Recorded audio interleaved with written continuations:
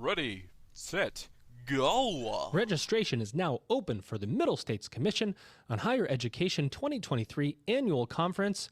It's in Philadelphia, December 4th through 6th, 2023, Setting the Standard, Transformation Through Accreditation. You don't want to miss it. Register now at msche.org.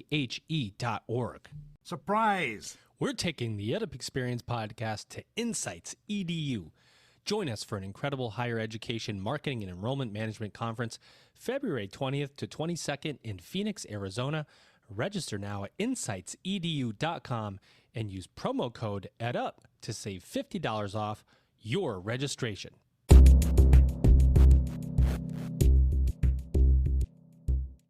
Welcome back, everybody. It's your time to EdUp on the EdUp Experience podcast, where we make education your business. This is Elvin Freitas, co-founder of the EdUp Experience podcast, and I'm happy to be back on the microphone, usually in the background, but today I'm in the forefront because we have an awesome guest and an amazing guest co-host.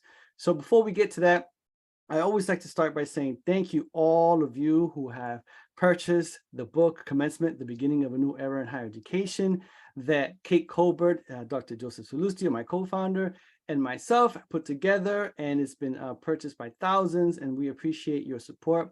Go to edupexperience.com, edupexperience.com to find out more about the book, about our different shows, about where we're going. We've podcasted live at different places and different conferences around the world. So we got a few coming up. So check us out. Make sure to sign up for our email list so we can make sure you are following our journey. Okay, great. That's good enough for now. I don't like doing that part, but I have to do it. All right, now let's get into our show. So first, I want to introduce my guest co-host. She has been a guest, and I think this is her second time being a guest co-host, and she is Dr. Janet Spriggs, president of Forsyth Technical Community College. Janet, how you doing? I'm doing great, Elvin, and it's good to see you. And thanks so much for allowing me to come back. I must not have done too bad a job last time to get invited back. Thank you for that. Yeah, and you're lucky because now you get to guest co-host with me. Last time it was with Joe. And I think, to be honest, I think you're the only guest co-host who's had that experience. So congratulations on that. It's pretty cool. Wonderful. I like being unique. And so that's wonderful. Thanks so much. Yeah, awesome. Well, thanks for being here. We got a great show today. We're going to talk to our guest, your guest, ladies and gentlemen. He is Dan Whaley, founder and CEO of Hypothesis. Dan, how you doing? I'm doing great. Thanks for having me. I appreciate it. Fantastic. Thanks for being here. So we always like to level set, and let's get this going. So what is it that you do, Dan, and how do you do it? I run a software startup that is focused on bringing collaborative, engaging experiences to the world's classrooms by building and delivering open source software and services into the world's schools, primarily higher ed, but also increasingly in K-12. A lot of customers here in the US and Canada, but also increasingly now globally. And we provide our focus is kind of a new kind of live classroom experience in the margins of everything that all the course material you're working with as a student or an instructor. So that your whole class is kind of there with you on every page. We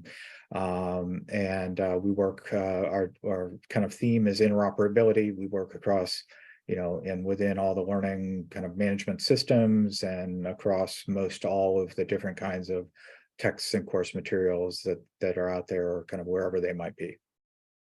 Okay, so before I pass it to Janet, because she's going to ask you amazing questions, I'm going to ask you a question that might be a little silly, but I was trying to figure out, based on what you just said and based on the research, what's the problem that you're trying to solve here? Is there a problem that you're trying to solve, or is it just you want to do this for a different reason? Go ahead, let us know, Dan. Yeah, I would say in the classroom, the main problem that we're solving is that kids don't read the books, that Yeah. and I'm sure I was probably guilty of this quite a bit, myself. There was many times where I think I actually physically fell asleep face down in my Econ 101 textbook. Me too. And it was thick and actually oddly soft. So that was a pleasant experience. But the kids will, everybody's busy and everybody kind of thinks they can they're going to class anyway. That's what we're going to do in class, is talk about the material. Do I really need to read it, or kind of go through it? But of course, as we all know, on the instructor side, it really helps when you prepare and you've gone through the material, you have questions and have a familiarity with it. You just can't learn it all, in the classroom itself. So the problem we're trying to do is help be what part of the portfolio of solutions that help solve that problem. We do that by allowing students to be live and engaged in that material when they're in that reading or that process of kind of consuming the text, either independently or even in class. And there are a number of things about that kind of social experience that really drive that increased engagement. And it's been quite successful. We actually now have a fair amount of data and kind of controls and where these kind of systems aren't used and where they are, about how dramatic the improvement is in terms of outcomes. Okay, that's great. I appreciate you setting up the context here and helping me understand the big problem that you're trying to solve. So that helps to move forward with the conversation. So Janet, you're up. Okay, great. So Dan, I've done a lot of research preparing, and this is something that's very exciting for me at a community college, because obviously I'm in the business of education, and one of the things you talk about a lot is that increased engagement, which we know the more engaged our students are, the more successful they are. This is all I want to start with a question around just making sure I understand completely, and everybody who's listening, this is something that is really designed to enhance the online learning experience, because it's utilized within the learning management system for a virtual or an online class. Is that right? So it's with like electronic textbooks and e-text, that kind of thing? Yeah, I would call it the digital content classroom experience. It can be in person or online that it works, but it does not work yet over paper. So if you've got an old textbook you're lugging around, you would need to have the digital copy of it as well in order for this to work for you. Yeah, and so they could be to your point, it could be in an in-person classroom environment, but with their computers open and they're engaging through the Yep. Okay. Traditional, online, hybrid, high flex, it works across kind of the spectrum of experiences. And it integrates within your LMS then, within the learning management system. So you mentioned you have a lot of data, and I love data. I'm such a data geek. I'd love to hear it. Maybe it can be quantitative or qualitative, but what kind of feedback have you, or what have you learned from the data, if it's feedback from a qualitative perspective, about how students are reacting to this, how educators, I think you had said that it's had greater impact than what you perhaps even had dreamed it might to begin with. What kind of impact is it having? Yeah, well, I mean, I think we got in this because we did dream that it would be really useful, and we saw we had definitely a hypothesis about that, but it's always gratifying to see it actually work, and actually, some of those results bear out, and some of the data has been surprising. There's and we have both lots of qualitative data, and we're starting to get more quantitative data. On the qualitative side, the experience, anecdotally from, tens of thousands of professors at this point is pretty overwhelming in terms of how it really transforms the classroom. And particularly things like pulling people who's usually have kind of been on the perimeter at the, conceptually, in the back row, not really raising their voice much. Sometimes perhaps that's because they just, from a personality perspective, sometimes it's because, they're maybe first generation immigrants in one of the California community college systems, and they don't feel necessarily as empowered, within that context, or they're a little bit timid coming into class for the first time. Other kinds of disadvantaged communities. So there's a lot of data around pulling people in and leveling the playing field a little bit from different folks, because that concept of speaking on the page as a person who's just like everybody else in the class feels differently for them than having to kind of raise their hand in a class, or all of a sudden everybody swivels around to kind of look at them and see who's speaking. And then, on the quantitative side, we've done a bunch of different studies, and we have a bunch of different studies that are being done. One example, we've just announced an integration with VitalSource. As people may know, the name VitalSource is one of the larger digital textbook delivery platforms that's used by about 60% of North American campuses. And so in those schools, if you are at a English class and you get your textbook, you can get a digital copy of that textbook delivered to you, and that comes through VitalSource. So with the integration now, you can use Hypothesis over those texts. What VitalSource has done, because they wanted to understand what the impact of this was, and because they were in a unique position, because they had cohorts of classes with the same instructor, different sections, and half of the sections would adopt the tool and half would not, is that they saw the engagement jump by 5 to 7 times 100% in terms of what we call days on the page, which would be unique days in which a student would crack the textbook in a given term versus without the thing. Without the capability. So, surprisingly, some of the data was surprising to us. On the average person only opened the textbook when Hypothesis was there 3 or fewer days, in these classes, whereas with Hypothesis, they would be on the page 20 or more days, kind of on average per semester. So that was a very unique, and that was just a kind of pure raw engagement metric that doesn't steer towards outcomes or actually what the tail end of the results would be. Since then, we've had some really great data from I believe it's Nick Fenton at the Ohio State University, who's done some work around the use of can I just pause for a second? Yeah, go ahead. It's okay. Let me know when you're ready. I'll count down. I'm remembering that Ohio State had asked us not to mention their name in association with Nick Fenton. Okay. And that I just literally broke that covenant. Okay. So if I kind of restart from the paragraph, can you blend these two things together? Yeah, I got it. Don't worry about it. Okay, so I don't have to restart the entire thing. No, let me know when you're ready. Okay, I'm ready. All right, 3, 2, 1.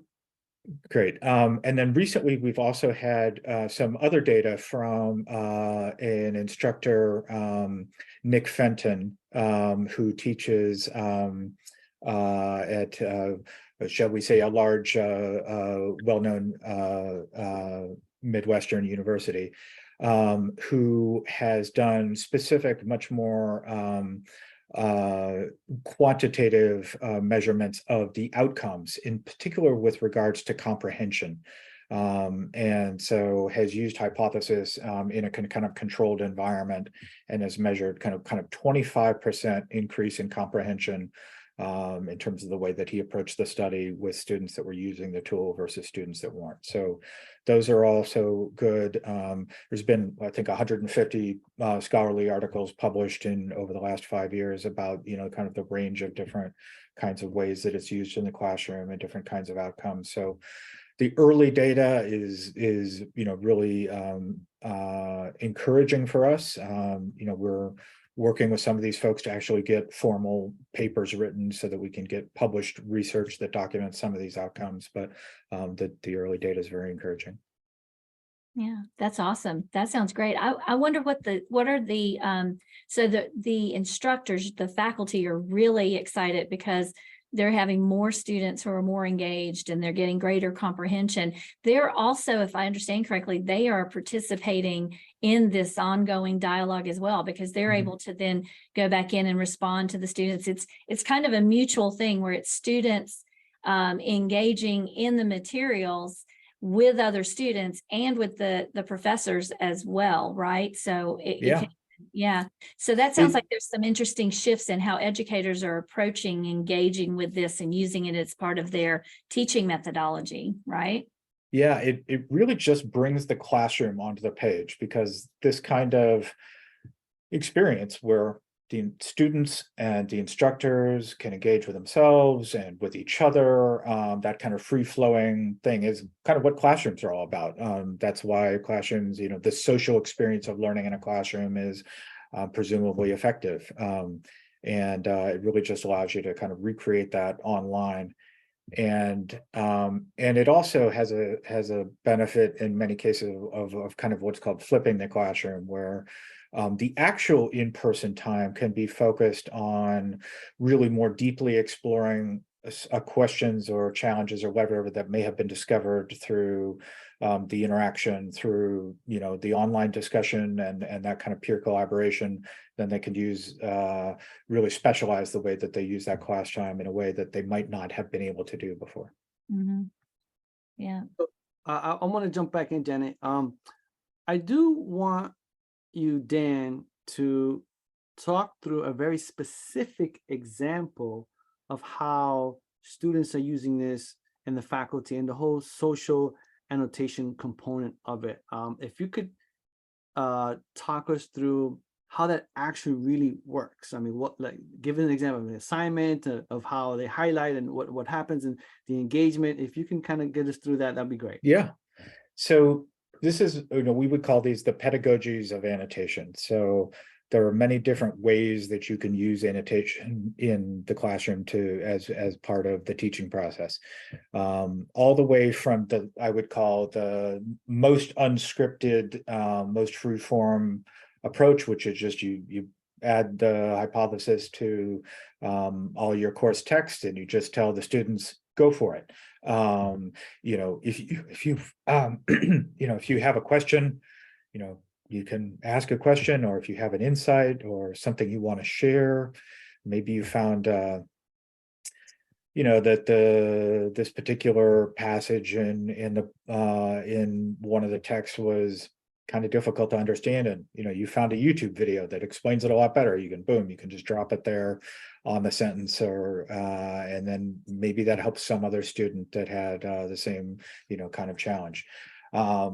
Slightly up from that, I would say, would be like an assignment, in a history course where on text about the American Revolution, you say, okay, the requirement for this assignment is that you read the text and then you make you create 3 annotations and respond to 2 others. That's a pretty familiar a kind of an assignment structure. It's still pretty unstructured, but the fact that they're assigning and grading the requirement of annotations kind of generally means that the student has to, number 1, crack the book, and number 2, has to read at least enough of the text to kind of formulate some questions and be reading the statements that other students are making and some of the questions and thinking that they have to respond in kind. So that's that's what we call maybe level 2 or something. Then it kind of goes up from there. There's a lot more specialized kind of approaches. A lot of times instructors will go and they'll pre-annotate a reading assignment with a bunch of kind of provocations in the margin to try to get the students to kind of think about what they're doing. Those provocations can just be there for the students to read them, or they can come with the additional suggestion or requirement that the students respond to those questions or those in the margin, and that could be a graded participation processes. So those are some examples. Should you register for the Middle States Commission on Higher Education annual conference this December 4th through 6th in Philadelphia? 100%. I agree, because the title of the conference is called Setting the Standard, Transformation Through Accreditation. There is no time like the present to explore opportunities in higher education and the future for our students and our business model. Get out and network with your peers this December 4th through 6th at the Middle States Commission on Higher Education annual conference. Attention. Are you ready to elevate your institution's marketing and enrollment strategies? Join the EdUp Experience podcast at the Insights EDU conference, February 20th to 22nd in Phoenix, Arizona. Don't miss out on this opportunity to hear from engaging speakers from industry-leading companies like Google, LinkedIn, Adobe, and higher ed leaders. Learn the latest marketing and enrollment strategies to grow your programs. Register now at insightsedu.com and use promo code EdUp to save $50 off your registration. Attention. Okay, got it. And so before I throw it back to you, Janet, you mentioned YouTube. Could you talk about that integration? I think that's something fairly new, correct? Yeah. So we just launched that about a month ago. So now a lot of instructors are using video in the classroom for all different kinds of purposes. Sometimes it's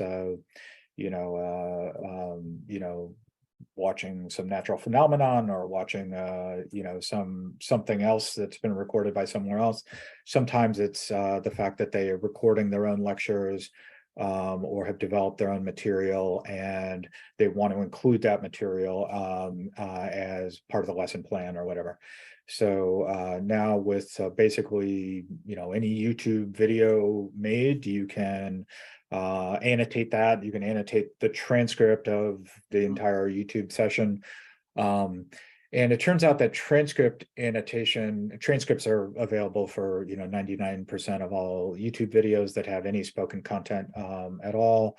And that annotating the transcript is a powerful way to do it, because it represents the annotation of the semantic content of the video itself and of the sentence that's being said. And so when you make that annotation, you're annotating a particular thought and responding to it. So that's our first video preview. We're also working with some of the other vendors out there. I think you'll see integrations with a bunch of the other platforms coming. Kind of existing lecture capture software that's being used by a lot of the schools out there. So our goal is, kind of interoperability with everything, to be able to use the content you're already teaching with and already creating wherever it exists. Great. All right. Thank you. Janet? So, as you're talking, I'm thinking back to my days in college and how I had to have that highlighter pen and the book. And I really did not I'm so sad I didn't get to take advantage. This is such a better way to engage with the text, right? And to your point, to be able to think about the way you described being able to annotate and have requirements for students to respond to so many annotations, that to me is like next level discussion board, right? Which I can just see so many ways that would increase the students, not only their engagement, but their comprehension. I'm loving this even more than I did before we started talking.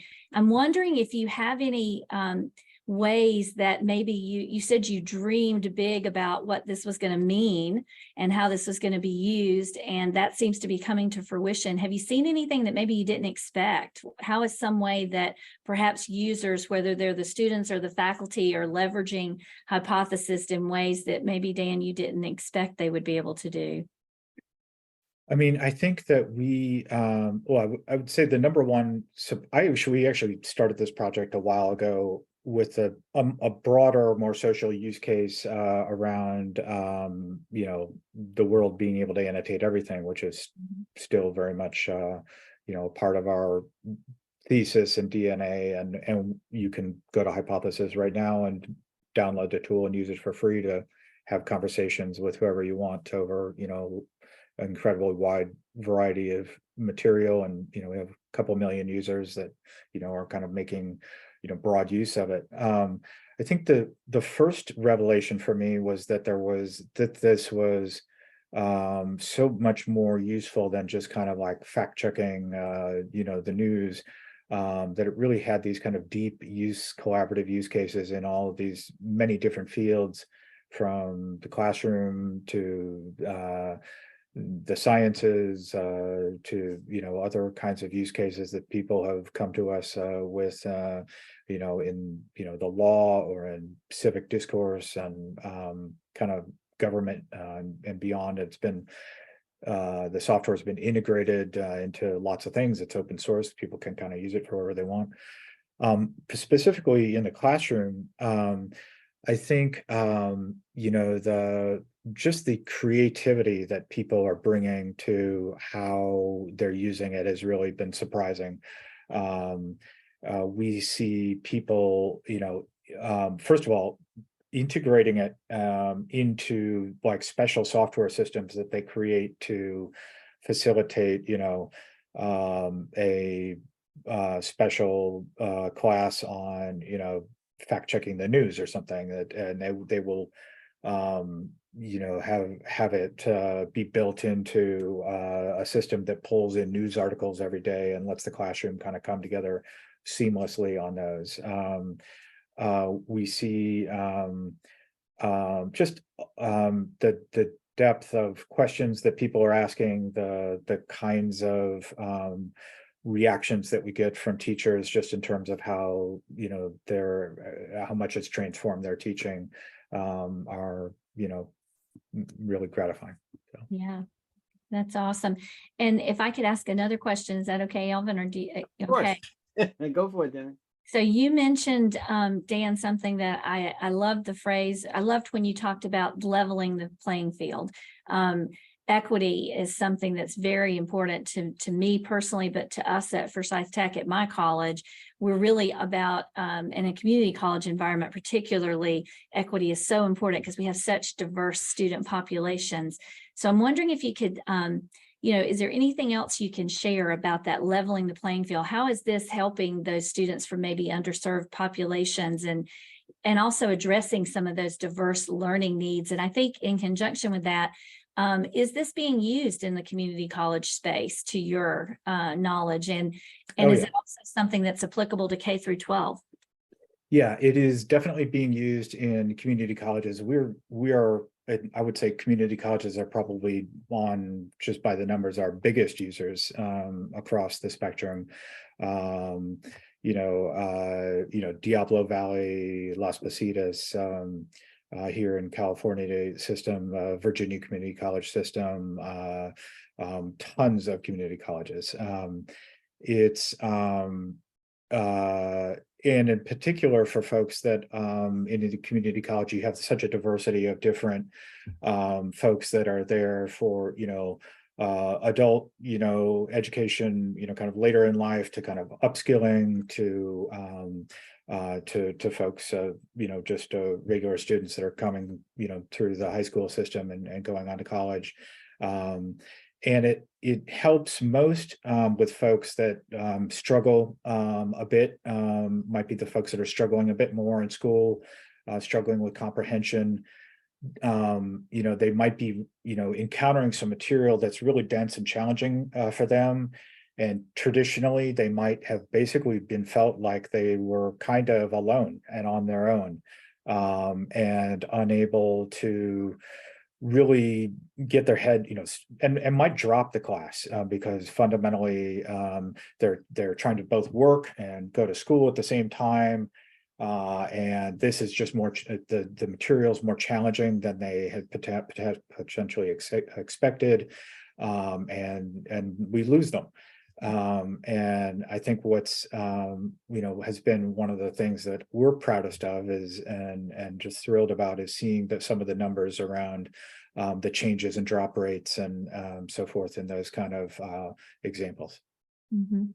No, that's awesome. It's funny, I was going to ask about that. So thanks for taking my question, Janet. Sorry about that. Great Just- minds though, right? We're thinking, I'm just kidding. I'm just kidding. So I did want to ask you a few more questions before we get to the end.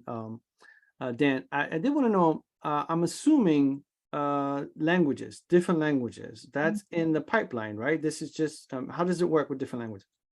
Well, just out of the box, it already works over language, any text in any language, and you can annotate in any language. So the only thing about the product that is not internationalized is the interface itself, like the menus and some of the structures.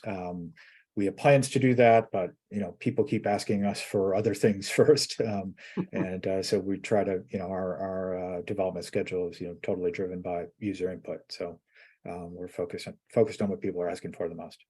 Yeah, no, that makes sense, and that does beg the question though. What are people asking for right now, and what are the use cases outside of the education space? Because I think you do work with organizations outside the education We do, space, right? yeah. Let's see. Well, people were asking for video, so that was a key thing that they were asking for, and they're now asking for some of the other platforms. So we're doing a fair amount of discovery on that.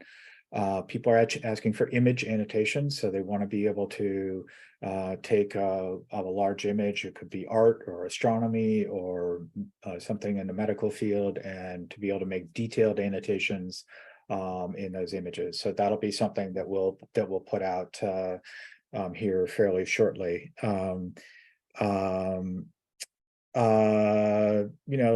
there's an absolute ton of stuff. I'll try to come up. People want different kinds of highlight colors. People want so instructors want, there's some requests for AI to facilitate, scaffolding of, questions over text, to facilitate the evaluation of some of the data and how the, annotations can be used to, really understand what's going on in the classroom. And got my friend Franklin here is camping out here. Okay. And then so those are some quick examples. Okay, and then so that second part of my question, I think did you get a chance to answer? It's about how are people using the tool outside of the education space? Yeah, so the one of the biggest ways it's used right now is in research and kind of academia. So journals will embed hypothesis natively over their publications so that researchers can do what's called kind of post-publication peer review or discussion over those articles. That's quite popular. We have a grant that was awarded by Chan Zuckerberg initiative for us to work with a leading project called BioArchive, which has become the kind of leading preprint service for life sciences and medical articles. And they're developing we're working to extend the platform to work more effectively as this kind of community discussion and moderated community discussion capability over those kind of articles. We have a major newspaper, which I can't talk about yet, that wants You sure you can't talk about that right now? Yeah, I definitely can't. But they've come to us and they want to, their reporters to be able to annotate over both their own articles and other articles as a way of kind of extending the fidelity of engagement with their reporters, and the public. Yep. Oh, it's fantastic. Sounds fantastic. So we're gonna wrap up But Janet, I'll go over to you. Do you have any final questions you want to ask Dan?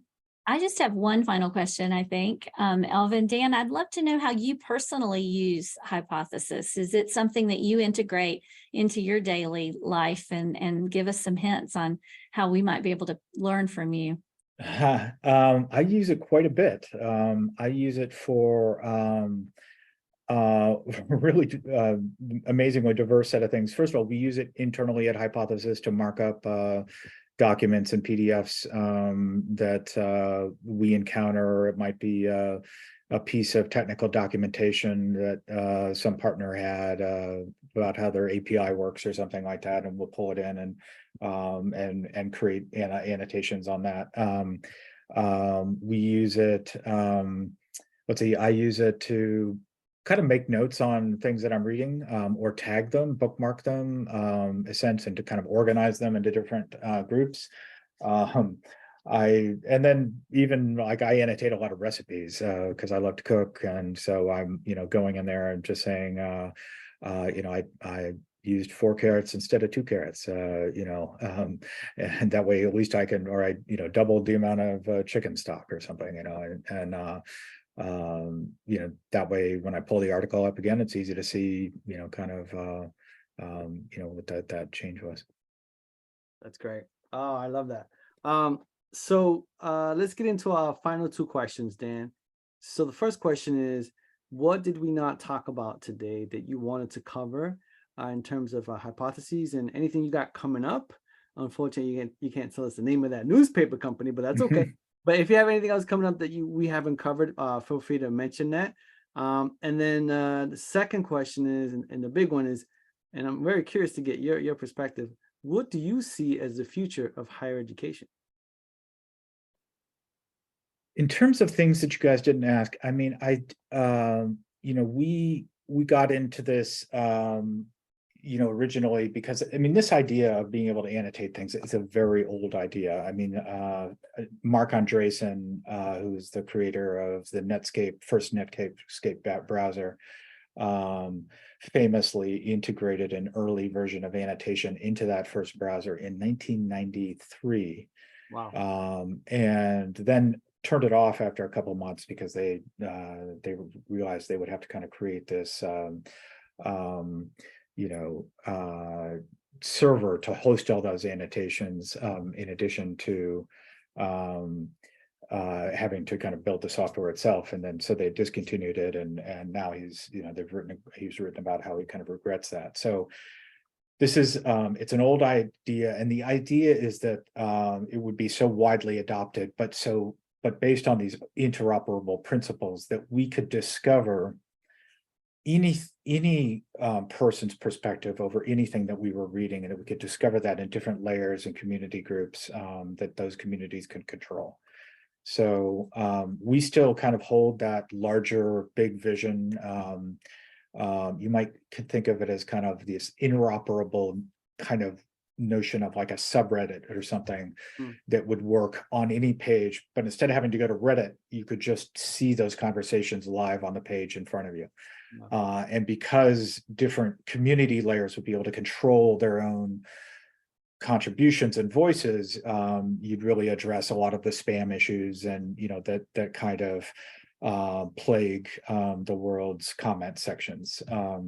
So that is still definitely the vision that we're working towards. We think education is a very powerful way to kind of jumpstart that engine and that larger mission, just through the kind of diaspora effect of students, learning a practice and taking that with them into the larger world. In terms of things that are coming, some of the things I talked about: image annotation, additional video types, new ways to help make the teaching experience a little bit more efficient. We're about to launch a capability to allow teachers to export their annotations so that they can share them, re-import them into other courses, but also share their take on annotating, Milton's Paradise Lost or something, with those annotation scaffolds, and other teachers could just grab those and reuse them themselves and have this very kind of free kind of mix and match or modify them. This way of borrowing and sharing, between instructors. So those are two of the things. Should I go into I guess the future of annotation or a future of education? Yeah, future of higher education. What do you think? Future of higher education. Well, that's a pretty provocative question. I am only looking at I'm not a teacher or an instructor myself. I've only had my own contact with a higher education experience, and it was a while ago now. We have our own little perspective. I think the thing that I am seeing, as I'm sure everybody else is, that's so interesting, is that the ways for an individual who wants to educate themselves to do so independently, inexpensively, and efficiently and quickly are exploding in so many ways, and in particular with AI. I mean, this is something that I just use myself personally. It's not necessarily authoritative. Sometimes it hallucinates or kind of invents stuff, but to be able to ask a question about a very, very specific and very technical subject in a very particular context is just so powerful. And even though you may have to go necessarily double check the answer, I can see, as I'm sure we all can, that the future of how we and our kids and future students or whatever educate themselves is going to have a lot more diversity and a lot more options to it. And I think it may require us to rethink how the institution plays a role in that experience, which I think it clearly has a future, a very powerful role to play. But exactly what that role is in this kind of portfolio of different approaches is something that I